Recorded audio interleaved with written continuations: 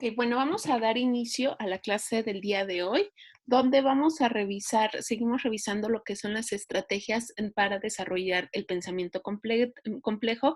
Básicamente nos vamos a enfocar el día de hoy en dos, que es la heurística y la semiótica, y vamos a ver de qué trata esto. Voy a compartir mi pantalla, ¿no? Para que podamos revisar los temas que corresponden a, a estos temas, ¿vale? Bueno, la vez pasada habíamos revisado tres de las estrategias para desarrollar el pensamiento complejo que serían básicas, ¿no? Y esta vez nos vamos a enfocar en unas que son un poquito más complejas, que sería la heurística. ¿Ok? ¿Qué son las habilidades del pensamiento complejo? Bueno, primero tenemos que tener en claro que una habilidad va a ser el grado de dominio de una acción que garantiza la ejecución consciente y controlado por parte del sujeto, con base en un sistema de operaciones mentales correspondientes. ¿Qué significa esto? Que la habilidad es cuando yo logro dominar cualquier acción, ¿no? Y que es una ejecución consciente. ¿Qué significa? ¿Qué significa esta parte de que sea consciente? Bueno, pues que es capaz o que las personas, los seres humanos seríamos capaces de darme cuenta que lo estoy realizando, que es controlada, que es eficaz y que es eficiente, ¿vale? Y esto se realiza a través de una serie de operaciones mentales correspondientes. Para que existan estas operaciones mentales correspondientes, hablamos de que ya finalmente existe son representaciones mentales, hay una experiencia y hay un aprendizaje. La estructura funcional del pensamiento complejo va a estar sujeta a tres tipos de razonamiento. Para que podamos hablar de una estructura funcional del pensamiento complejo, necesitamos tres tipos de pensamientos o razonamientos. El primero de ellos es este pensamiento que es básico. Nos da una plataforma de apoyo para incrementar la complejidad del pensamiento. Es el pensamiento que vamos desarrollando desde que nacemos y en la medida en que vamos socializando en un contexto en particular. Básicamente, el básico es dado por conocimiento que se refiere a cuestiones de conceptuales, a objetos. El crítico nos va a permitir ya analizar los argumentos, conectar y evaluar la información. ¿Qué significa analizar? Ser capaz de dividir algo en sus partes para poderlo entender, asimilar y después, entonces sí, conectar toda esta información que tengo acerca de algo en particular y evaluar la información y llegar a una síntesis o a lo que podríamos decir a una conclusión de cada persona. ¿Ok? El creativo nos va a permitir sintetizar, producir y generar nuevas ideas, ¿ok? ¿En qué momento los vamos a utilizar? Cuando estoy hablando de un pensamiento complejo, necesito que se den los tres en escalada. Primero voy a tener un pensamiento básico, que es acerca de, básicamente son conceptos. Después viene la parte crítica, donde estos conceptos que pertenecen a un hecho en particular, voy a ser capaz de dividirlos para obtener argumentos y voy a conectar con la información para finalmente tener un pensamiento creativo. ¿Esto qué significa? Ser capaz de producir nuevas ideas. Los tres en su conjunto me van a dar un pensamiento complejo, la estructura funcional de un pensamiento complejo. Sin embargo, sumado a esto, tenemos lo que es una estrategia básica del pensamiento complejo, que, bueno, no es básica, es ya un poquito más compleja, la heurística. La heurística es aplicable a cualquier ciencia, el apoyo de estrategias, principios y programas que van a facilitar la búsqueda, la solución de problemas. Este método es muy eficaz, ya que nos ayuda a tener varias alternativas. La aplicación va a ser distinta de acuerdo a la materia. Para desarrollar un problema vamos a necesitar hacer un análisis y síntesis. Vuelvo a repetir, para poder desarrollar un problema es necesario hacer análisis, que es dividir algo en todo para poderlo conocer a detalle y que esto me permita dar argumentos y finalmente terminar en una síntesis, que sería qué entendí, qué aprendí, qué comprendí de todo este análisis que se ha realizado y qué puedo aportar ahora desde mi pensamiento complejo. La heurística se puede definir como el tesoro del análisis o el arte de resolver problemas. Esta definición nos la da Tocha en el 2000. También ha sido definida como los procedimientos para la resolución de problemas que involucra concebir una respuesta hipotética de un problema dado. ¿Por qué va a ser muy importante la heurística? Que podamos aprender acerca de heurística, porque como su misma definición lo dice, nos va a permitir resolver problemas, ¿ok? Esta resolución de problemas, si yo hago un análisis y después una síntesis, me va a permitir que pueda entender el problema en toda su extensión y entender que existen diferentes elementos en la resolución de problemas. En la medida en que yo lo analizo y lo sintetizo, podría llegar a la resolución de una mejor manera, de una manera más eficaz y más eficiente, con una mejor probabilidad de resolverlo exitosamente. La heurística se define entonces como el conjunto de técnicas o métodos para resolver un problema. Esta palabra viene del griego hallar e inventar, que si nos vamos a lo que comentábamos anteriormente, sería hallar la solución a un problema dado.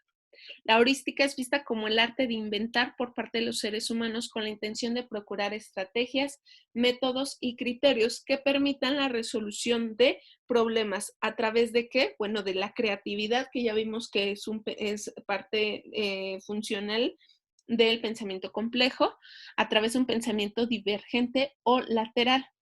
Es difícil asegurar que se da solo uno, no, es el conjunto de todos ellos cuando hablamos de heurística.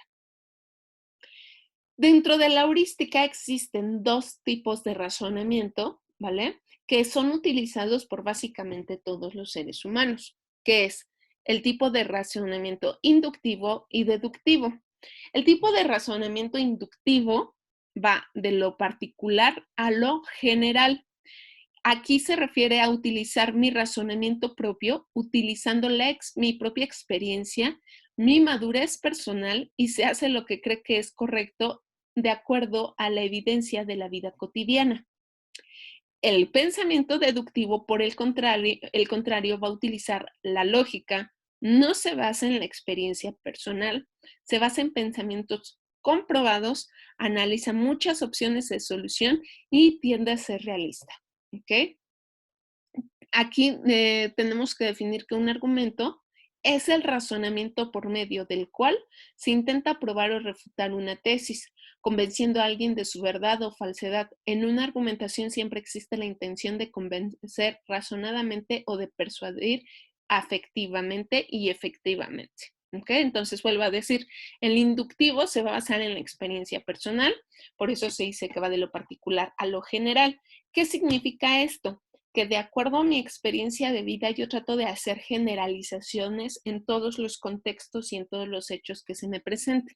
El deductivo va a utilizar la lógica, va de lo general a lo particular, es decir, toma en cuenta un mayor número un mayor número de hechos para poder generalizarlos a un contexto en particular. El método heurístico, vuelvo a regresarme, ¿por qué hablamos de tipos de razonamiento o métodos? Porque un razonamiento es igual a un método.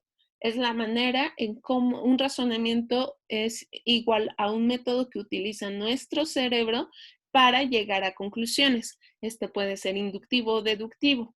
Por tanto, el método heurístico se convierte en un tipo de razonamiento que básicamente se refiere a deducir las conexiones y las relaciones entre los elementos para identificar y construir caminos alternativos de la solución, y que esto es posible debido a nuestros conocimientos y experiencias pasadas sobre las materias, es decir, a nuestras experiencias previas tenemos lo referente que oriente nuestro proceso de resolución de problemas.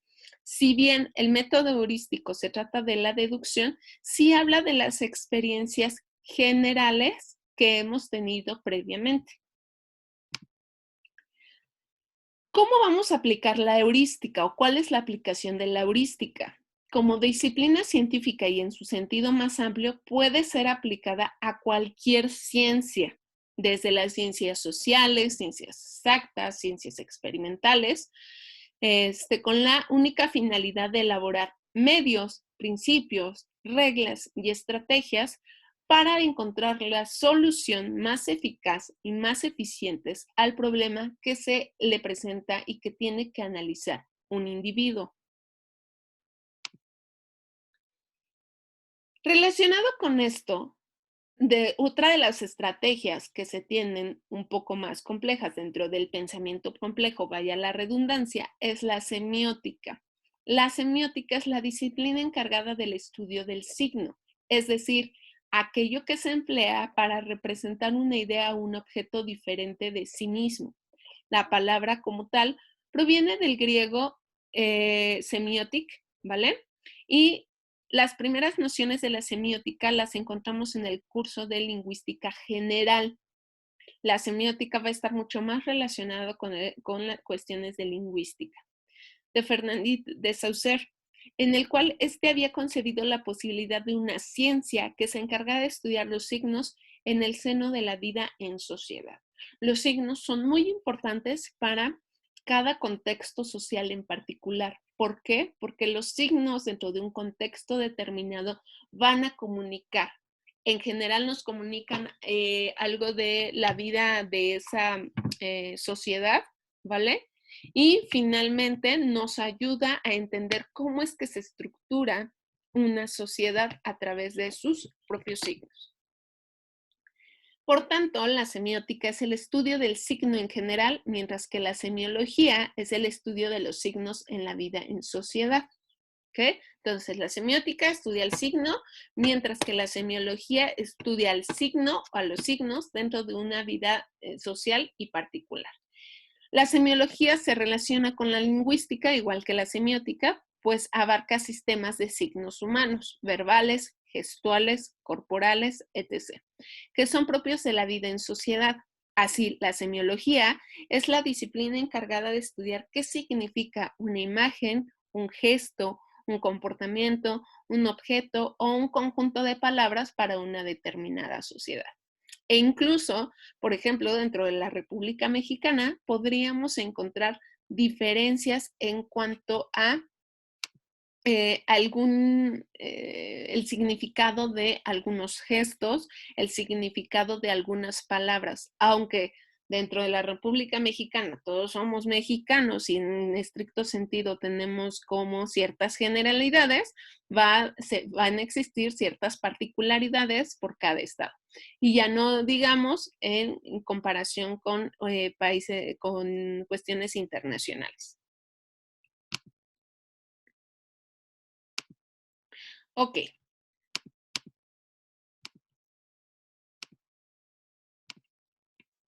Continuamos. Ahora bien, dentro de la semiótica, vamos a obtener campos semánticos. Un campo semántico es un término que procede directamente de la lengua y que hace referencia a todo el conjunto de palabras que tienen un significado que se relaciona de alguna forma. Esta relación puede ser de distintas clases como la hiponimia, la lineal o la meronimia, que las vamos a revisar más adelante. Y entenderla es clave para entender el comportamiento de los buscadores a través del algoritmo, que sería algo que realizan las computadoras. ¿Okay? Por ejemplo, aquí tenemos diferentes objetos y cada uno pertenece a campos semánticos diferentes. Tenemos unos que se refieren a campos semánticos de la medicina, como son pastillas, termómetros, gotas, vendajes, inyectores, ¿ok? Tenemos otros que se van a referir a un campo semántico que tiene que ver con objetos de ropa y tenemos otros que se van a referir a campos semánticos de muebles como una mesa, una silla, un sillón, un sofá cama, un buró, etc. Tenemos un elemento aquí que vemos claramente que no pertenece a ningún campo semántico porque no hay ningunos otros objetos asociados a él, que sería en este caso una fresa que podríamos decir que pertenece a un campo semántico de frutas. Los campos semánticos sirven para conocer qué palabras están relacionadas entre sí por cuestiones de significado. A pesar de ello, dado lo que es, cobra especial importancia cuando se trata de hablar del posicionamiento de cualquier persona, individuo, incluso de marcas. Aunque aprovecharlos correctamente es algo que requiere un profundo análisis y de una puesta en marcha, su utilidad es incuestionable. ¿Por qué dentro de la ciencia del derecho es importante que aprendamos de campos semánticos?